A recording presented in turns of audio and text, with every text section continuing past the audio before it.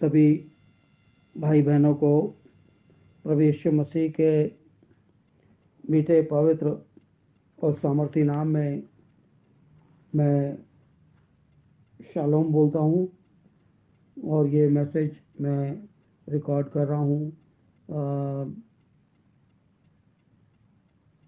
NTST SD के तमाम पवित्र भाई लोगों के लिए, new testament Jesus Christ new testament solvation doctrine के भाई बहनों के लिए।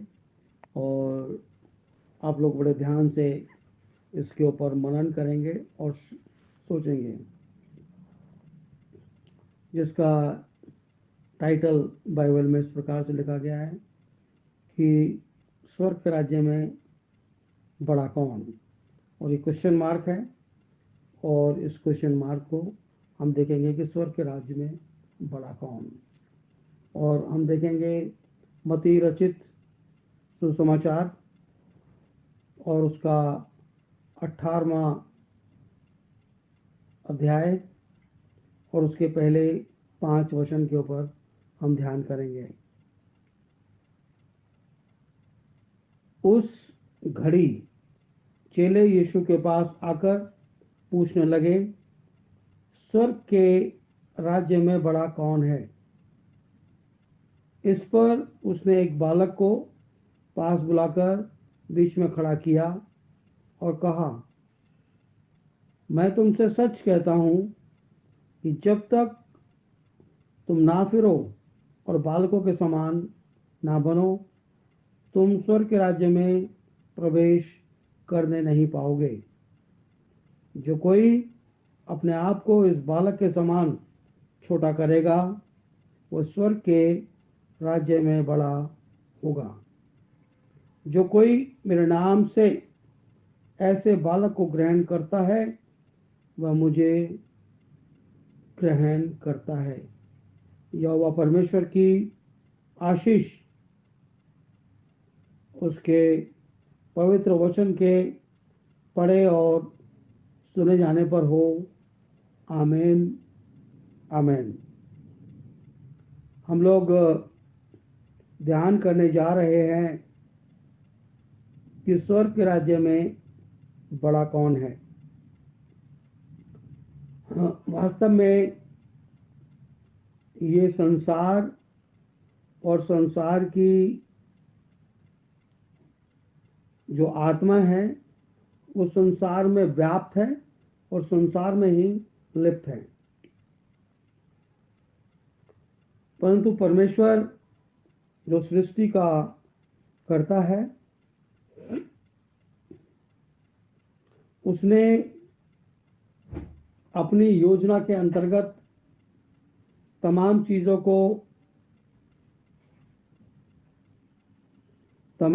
को जो बनाया, उन सब के ऊपर अपने वचन को अधिकार दिया, अपने वचन को अधिकार दिया।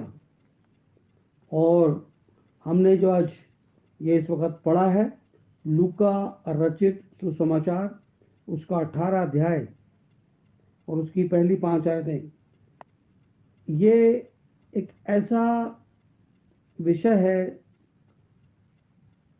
जिसके ऊपर आपने 20, 50, 100 या उससे अधिक बार भी संदेश सुने होंगे और अलग अलग सेवकों की प्रतिक्रियाएं भी सुनी होंगी। आज हम इसका इंटरप्रिटेशन 100% बिब्लिकल देखेंगे कि बाइबल वास्तव में इसको कैसे इंटरप्रेट करती है। हम पहले वचन को ध्यान करेंगे। उस घड़ी चेले यीशु के पास आकर पूछने लगे, स्वर्ग के राज्य में बड़ा कौन है? अब ये सवाल उस वक्त और भी बड़ा हो जाता है कि जब यीशु मसीह के खुद स्वयं के चेले आकर ये सवाल कर रहे हैं कि प्रभु हमें बता कि स्वर्ग के राज्य में बड़ा कौन है। और वो तो उसके वचन का प्रचार कर रहे थे। अब प्रभु ने इन चीज़ों के विषय में क्या कहा है हम स्वयं देखेंगे और उसके लिए निकालते हैं लूका रचित सुसमाचार और उसका 22 अध्याय। लूका 22 और उसको हम पढ़ेंगे 24 से 27 पद तक। ये उसका तर्जुमा है, ये उसका ट्रांसलेशन है। उनमें यह वाद विवाद भी हुआ कि उनमें से कौन बड़ा समझा जाता है। उसने उनसे कहा, अन्य जातियों के राजा उन पर प्रभुता करते हैं और जो उन पर प्रभुत्व अधिकार रखते हैं वे उपकारक कहलाते हैं। उपकारक का मतलब उनके ऊपर उपकार करने वाले वो कहलाते हैं। परंतु तुम ऐसे ना होना, वरन तुम में जो बड़ा है वह छोटे के समान और जो प्रधान है वो सेवक के समान बने। यानी कि परमेश्वर की जो व्यवस्था है, परमेश्वर का जो इंतजाम है वो ये कहता है कि अगर आप बड़े पद के ऊपर आसीन हैं तो आप अपना बड़प्पन लोगों पे ना थोपें, क्योंकि आप को इसलिए परमेश्वर ने उस ओहदे पर बैठाया है कि जो आपके अधीन लोग हैं या जो आपके मातहत लोग पाए जाते हैं आप उनको ऊंचे पर उठाएं। आप उनको ऊंचे पर उठाएं। और ऊंचे पर उठाने का अभिप्राय ये नहीं है कि उनको एक अधिकारी बना दें। उनको जो जमीन में या एक स्तर से नीचे गिरे हुए हैं उनको ऊपर उठाना है। और वो ऊपर उठाने का अभिप्राय प्रभु यीशु मसीह ने कहा, ऐ थके और बोझ से दबे लोगों मेरे पास आओ, मैं तुम्हें विश्राम दूंगा। अर्थात वो लोग जो परमेश्वर की धार्मिकता और उसके अनुग्रह से महरूम हैं वो परमेश्वर के पास आए और परमेश्वर उनका उद्धार करेगा और उनको अपनी महिमा में भागी होने का अवसर प्रदान करेगा।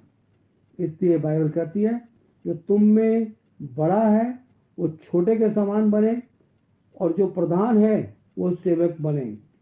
जितने परमेश्वर के सेवक हैं तो उसके पवित्र वचन की सेवकाई करते हैं, लोगों की दृष्टि में वो बड़े हैं और ये पद उनको परमेश्वर ने दिया है।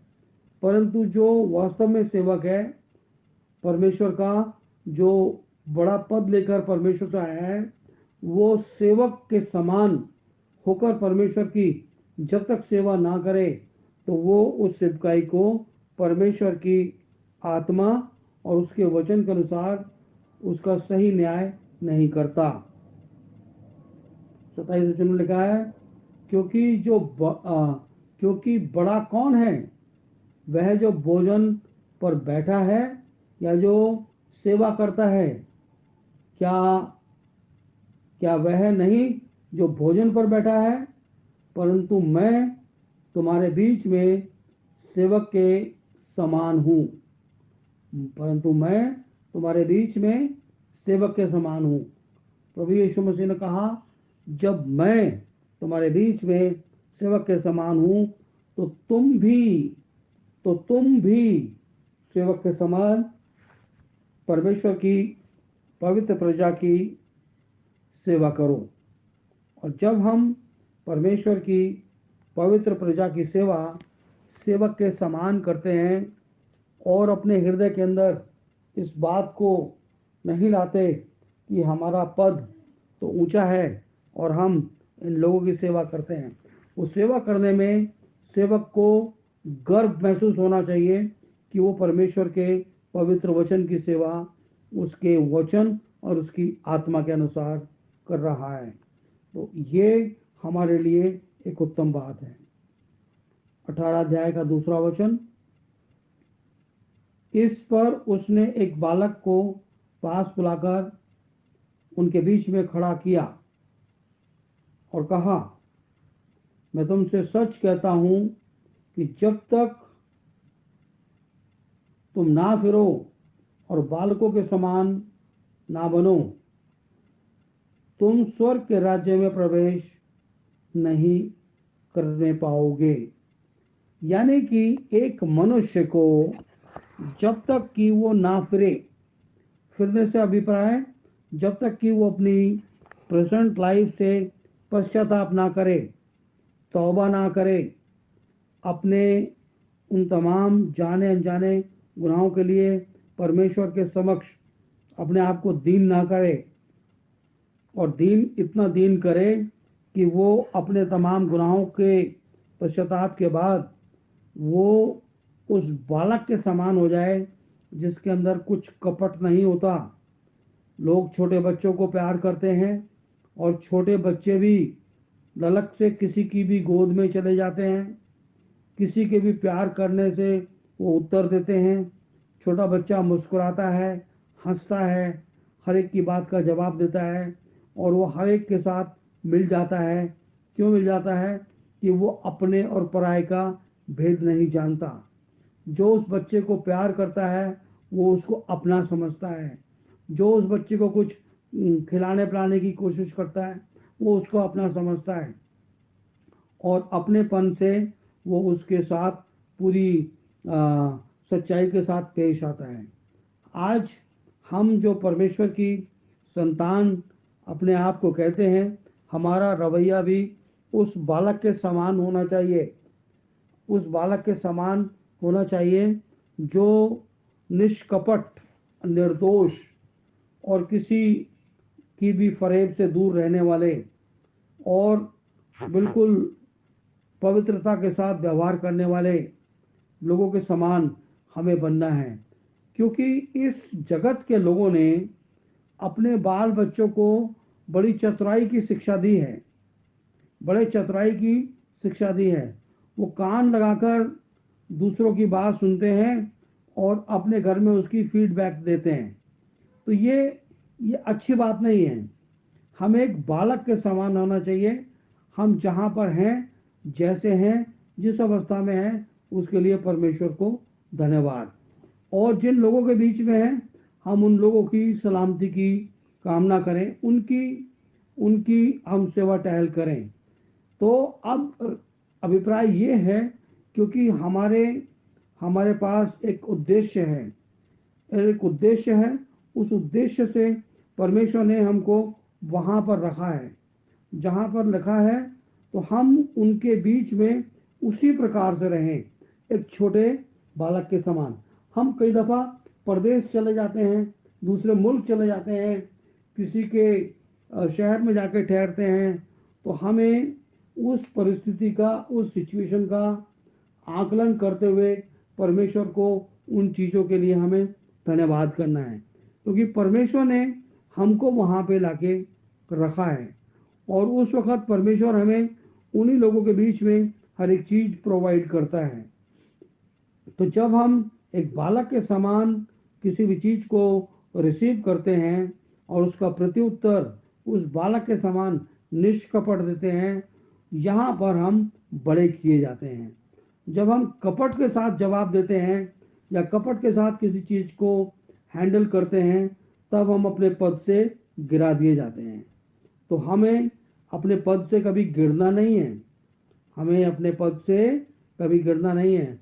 उस बालक के समान हमें उस चीज़ का जवाब देना है जो कपट नहीं रखता।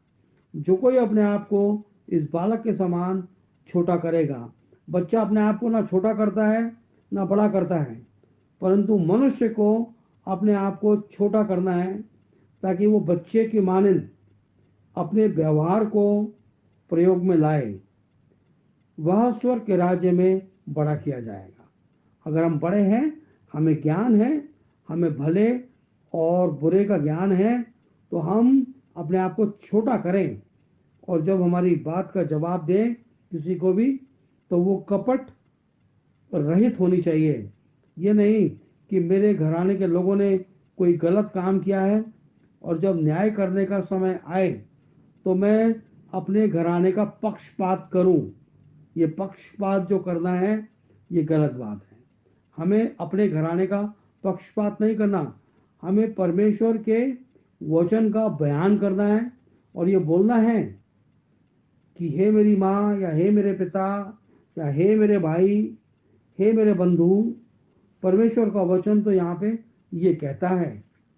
शायद आप इसमें चूके या भूल गए या आपको ख्याल नहीं रहा, आइंदा से आप ऐसा ही करें। जब हम ऐसा करेंगे तो हम निष्कपट ठहरेंगे, हम बालक के समान ठहरेंगे, हम बालक के समान ठहरेंगे। और जब बालक के समान ठहरेंगे तो परमेश्वर इस चीज का हमको उत्तर देते हैं। और जब हमको परमेश्वर इस बात का उत्तर देते हैं तो हमें उस बात को सहर्ष सहर्ष स्वीकार करना चाहिए, क्योंकि ये परमेश्वर की व्यवस्था है। और जब परमेश्वर की व्यवस्था है वो उत्तम है और वो बड़ी है और वो महान है। क्योंकि अभी मैंने पहले वचन का ट्रांसलेशन आपके बीच में रखा था, लूका 22 24 से 27 तक। मैं इसको फिर से एक एक वचन पढ़ के इंटरप्रेट करने का प्रयास करता हूँ। लिखा है, उनमें विवाद भी हुआ कि उनमें बड़ा कौन समझा जाता है। 24 वचन, उसने उनसे कहा, अन्य जाति लोग जो उन पर प्रभुता करते हैं वे उन पर अधिकार रखते हैं। यानी कि हम जो परमेश्वर के घराने के लोग हैं, हमें किसी के जीवन के ऊपर कोई ऐसा अधिकार नहीं रखना। ये अधिकार होता क्यों है? अब हम इस पर थोड़ा ध्यान करेंगे, ये अधिकार होता क्यों है। कुछ लोग ऐसे होते हैं कि बातों को सुनते हैं और करने का वैसा ही प्रयास करते हैं, परंतु कुछ लोग कई दफ़ा मे भी अपने विवेक के कारण, मे भी चूक के कारण, कई दफ़ा पारिवारिक दबाव में, या कई दफ़ा रिश्तेदारों के चलते हुए वो थोड़ा सा ऊपर नीचे हो जाते हैं। तो वो जो थोड़ा सा ऊपर नीचे हो जाते हैं उससे किसी मनुष्य को ठेस नहीं लगती, परंतु यहाँ पर जो उन्होंने किया है उससे परमेश्वर के मन को ठेस लगती है। और परमेश्वर इस बात को अपने मन के अंदर तलाशते हैं, देखते हैं कि ये मेरा बच्चा है, मैं इसके ऊपर घमंड करता हूँ और ये मेरे साथ ऐसा व्यवहार क्यों करता है। तो जो वहाँ पर ठेस लगी, किसी मनुष्य को लगी ना लगी, परंतु ये ठेस परमेश्वर को अवश्य लगी। तो हम परमेश्वर के मन को दुखित नहीं कर सकते। उसने उनसे कहा कि जो अन्य जाति लोग उन पर प्रभुता करता है, उनको पर अधिकार रखता है। तो कई जगह कुछ जो सेवा करने वाले लोग हैं अपने लोगों के ऊपर अधिकार जताते हैं और उनको अधिकार से बोलते हैं कि आपको ये काम नहीं करना है। तो हमें अधिकार नहीं जताना है, हमें अधिकार नहीं जताना है, हमें प्यार से ही उस व्यवहार को पूरा करना है। क्योंकि यदि हम अधिकार जताने लगे तो ऐसा प्रतीत होने लगता है कि कुछ मनुष्य परमेश्वर ने आपके अधिकार में दे दिए। और अधिकार का मतलब एक तरीके की गुलामी होता है, जो कि संभव नहीं है कि कोई परमेश्वर के लोगों को गुलाम बनाए। परमेश्वर के लोग, जब बात एक शब्द आता है कि परमेश्वर के लोग, जो परमेश्वर के लोग हैं, जिस घड़ी वो परमेश्वर के वचन को तोड़ते हैं तो वो उस दायरे से बाहर निकल जाते हैं कि वो परमेश्वर के बेटे और बेटी कहलाएं। क्योंकि परमेश्वर का बेटा और बेटी कोई ऐसा काम नहीं करेगा कि किसी और की गुलामी को स्वीकार करे। तो वो परमेश्वर के उस पद से महरूम हो जाते हैं और बाहर निकल जाते हैं। जैसे आदम ने उस गुनाह को करने के सबब से जो उनके लिए मना था, वो उस पद से गिर गया। वो परमेश्वर का पुत्र कहलाता था। पुत्र का मतलब है अनंत जीवन। उसके अनंत अंदर अनंत जीवन था और वो परमेश्वर के उस पद से जो परमेश्वर ने ठहराया था वो महरूम हुआ। तो हम जब गलती करते हैं तो हम ये ना समझें कि हम इस बात को छुपा के करेंगे और कोई नहीं जानने पाएगा, परंतु परमेश्वर हमारे मन के विचार को, जब हम विचार करते हैं कि हम ये काम करेंगे, तो उन विचारों को भी परमेश्वर जानता है। जैसे हम सांस लेते हैं और आप आजकल के जो सेंसिटिव स्मार्टफोन हैं उसको, उसके ऊपर आप कोई चीज़ रिकॉर्ड करते हैं तो उसके ऊपर आपकी जो वॉइस है वो ऊपर नीचे चलने लगती है, जैसे ईसीजी की रिपोर्ट के ऊपर आती है। तो परमेश्वर हमारी सांसों के चलने को जानता है कि इसके मन के अंदर इस वक्त क्या चल रहा है। तो जब परमेश्वर इतनी गहरी बात को जानता है तो हम उसके खिलाफ जाकर कोई कल्पना भी ना करें। जब हमारी कल्पना हो रही होती है तो उस कल्पना को परमेश्वर जानता है। तो हमें उस बालक के समान रहना है। हम बच्चे से कहते हैं इधर आओ तो बच्चा भाग के चला आता है। हम बोलते हैं बैठ जाओ तो बच्चा बैठ जाता है। हम कहते हैं ये ले लो तो बच्चा अपना हाथ को बढ़ाता है। तो हमें केवल उस बच्चे के समान बने रहना है। वो 26 वचन में लिखा है, परंतु तुम ऐसे ना बनो, वरन तुम में जो बड़ा होना चाहे वो अपने आप को छोटे के समान बना ले, और जो प्रधान होना चाहे वो सेवक के समान बने। अगर हमें परमेश्वर के राज्य के अंदर कुछ बड़े पद की प्राप्ति करनी है तो इस जीवन को हलीमियत के साथ, नम्रता के साथ, दीनता के साथ, वो हलीमी, नम्रता, दीनता कहीं और नहीं, परमेश्वर के वचन के अनुसार हम उसको करें तो परमेश्वर हमें स्वर्ग के राज्य में एक खंभा बनाएगा, पिलर बनाएगा, बड़ा पद देगा। क्योंकि जो बड़ा कौन है? जो भोजन करने पर बैठा है, यानी सेवा करता है। क्या वो बड़ा नहीं जो भोजन पे बैठा है? डेफिनेटली। अगर कोई खाना खा रहा है और कोई उसको खिला रहा है, वेटर हमेशा सर्विंग करते हैं जब आप होटल में जाके खाना खाते हैं, तो बड़ा वेटर नहीं है, वेटर आप हैं, क्योंकि वेटर आपकी सेवा कर रहा है। परंतु हमें जिंदगी में कैसा करना है? वो जिंदगी में ऐसा करना है, प्रभु यीशु मसीह कहता है कि परंतु मैं तुम्हारे बीच में एक सेवक के समान हूं। तो प्रभु यीशु मसीह कहता है मैं उसी सेवक के समान हूं जो हमको खाना खिला रहा है। तो यानी कि परमेश्वर का जो पवित्र वचन हमें प्रभु यीशु मसीह ने दिया, वो बाय हिज सर्विस, अपनी सेवा के द्वारा दिया। क्योंकि इस वचन की सेवा उसने करी, इस वचन के अंदर अनंत जीवन है। और जब इस वचन के अंदर अनंत जीवन है तो हम लोग जिनको परमेश्वर ने अपने अनुग्रह से अपने पास बुलाया और वो सेवा दी जिसके लिए परमेश्वर की ये चाहत रही कि हम परमेश्वर में उसकी उस मिरास का हिस्सा हो जाएं जो उसने अनादिकाल से हम लोगों के लिए रखी है। तो उसके लिए परमेश्वर कहता है कि जो कोई मेरे नाम से ऐसे बालक को ग्रहण करता है वो मुझे ग्रहण करता है। अब ऐसे बच्चे को ग्रहण करने का अभिप्राय क्या है, ये भी हमें थोड़ा सा जानना पड़ेगा। ऐसे बच्चे को ग्रहण करने का अभिप्राय क्या है? हम निकालते हैं लुका, इसी मत्ती उसका 10 अध्याय, उसके 10 अध्याय के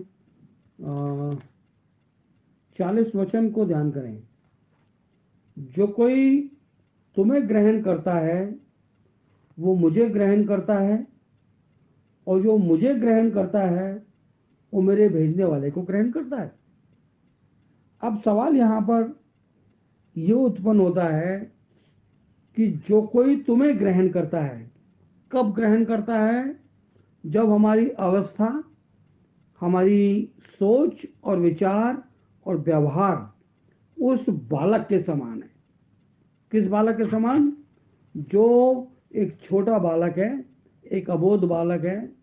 हम अपने आप को उस लेवल तक अपने आप को दीन करें तो हम इसमें लगा जो तुम्हें ग्रहण करता है।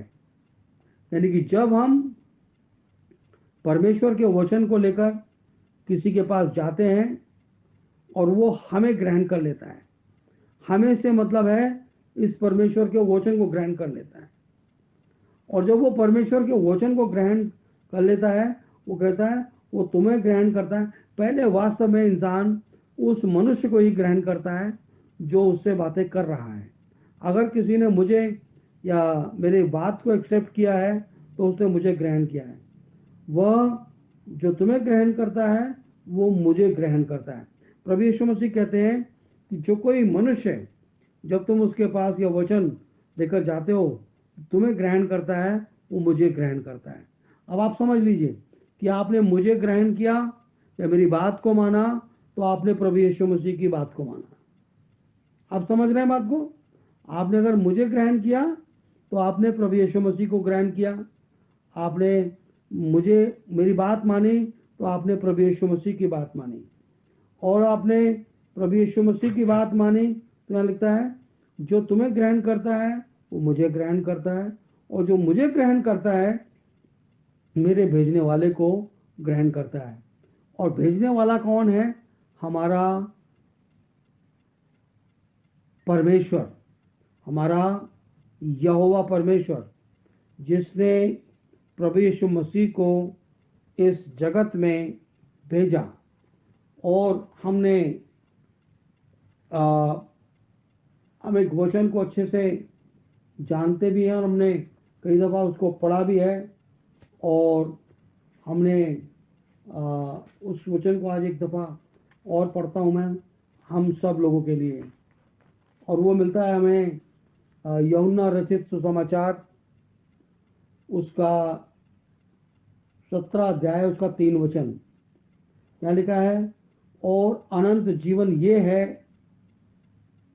कि वे तुझ एकमात्र सच्चे परमेश्वर को और यीशु मसीह को जिसे तूने भेजा है जाने। तो अनंत जीवन इसी बात में छुपा हुआ है, क्योंकि प्रभु यीशु मसीह को भेजने वाला कौन? हमारा अद्वैत परमेश्वर, एकमात्र सच्चा परमेश्वर। और जब उसने यीशु मसीह को इस जगत में भेजा, उसका उद्देश्य केवल यही था कि वो उनके गुनाहों को, उनके तमाम जो गुनाह हैं उनको वो अपने ऊपर ले ले और उठा ले। क्योंकि यूहन्ना के 17 बाब के 17 वचन में लिखा है सत्य के द्वारा उन्हें पवित्र कर, तेरा वचन सत्य है। जैसे तूने मुझे जगत में भेजा वैसे ही मैं भी उन्हें जगत में भेजा। अब यहाँ पे बात क्लियर हो गई। जैसे परमेश्वर ने यीशु मसीह को जगत में भेजा,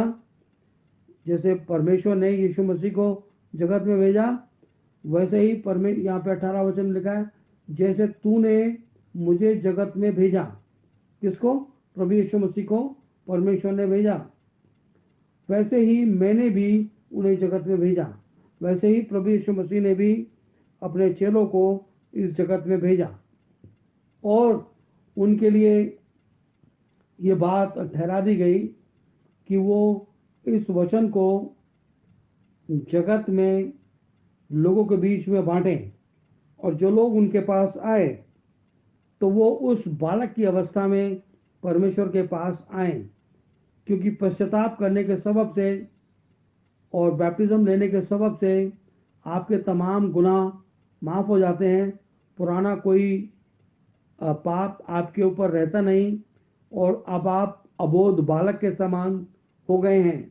तो आइंदा के लिए आने वाला जो जीवन है वो एक बालक के समान परमेश्वर की प्रेजेंस में हम बिताएं। और जब हम ऐसा करते हैं तो हम परमेश्वर की उस योजना को जो उसने हमारे विषय में रखी है हम उसको पूरा करते हैं। ठीक है, जो कोई मेरे नाम से ऐसे बालक को ग्रहण करता है वह मुझे ग्रहण करता है। अब यहाँ पर हम उन लोगों को जो प्रभु में आगे को बढ़ के आते हैं उनको डेफिनेटली हम ग्रहण करते हैं प्रभु यीशु मसीह के नाम में, क्योंकि वो परमेश्वर की संतान है। इसलिए नहीं कि हमने उनको परमेश्वर का वचन सुनाया है, हम परमेश्वर का वचन सुनाने के कारण हम परमेश्वर के सेवक हैं। जब हम परमेश्वर के सेवक हैं तो हमारा अल्टीमेट उद्देश्य है कि हम परमेश्वर के उस वचन की सेवा करें। तो प्रभु आप सब लोगों को बड़ी आशीष और बरकत दे। My best regards to my brethren in Jesus Christ New Testament salvation doctrine, and may God bless you abundantly. God bless. Amen. Amen.